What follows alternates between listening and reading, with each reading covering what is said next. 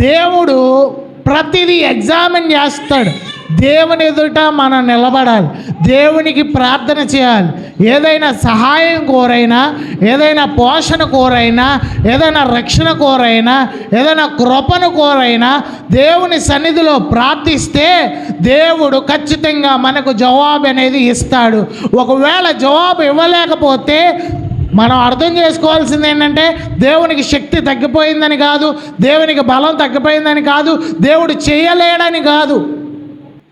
రాకపోవడానికి కారణం ఏంటి అనేది మనము వెతుక్కోవాలి. హల్లెలూయా. చేస్తే చేసాడు, చేయకపోతే చేయలేదు. మనకు బాగా కోపం వచ్చినప్పుడు ఏంటి గోళ, చేతే చేయి లేకపోతే మానేసి అంటాం. అవునా కదా? అవునా కదా? చేత చేయి లేకపోతే మానేసి, పెడితే పెట్టి లేకపోతే లేదు అంటాం లేదా? ఇస్తే ఇవి లేకపోతే లేదు వదిలే అంటాం.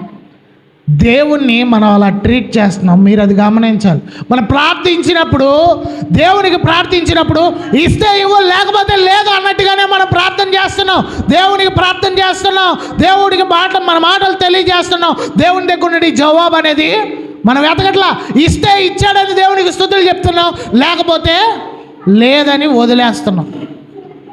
హల్లెలూయా.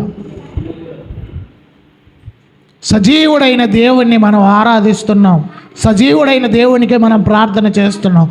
దేవునికి ప్రార్థన చేసామంటే దేవుని దగ్గర నుండి జవాబు అనేది మనం పొందుకునే విధంగా ఉండాలి. దాని కొరకు ఎదురు చూడాలి. దేవుడు మనతో ఖచ్చితంగా మాట్లాడతాడు. ఒకవేళ జవాబు రాకపోతే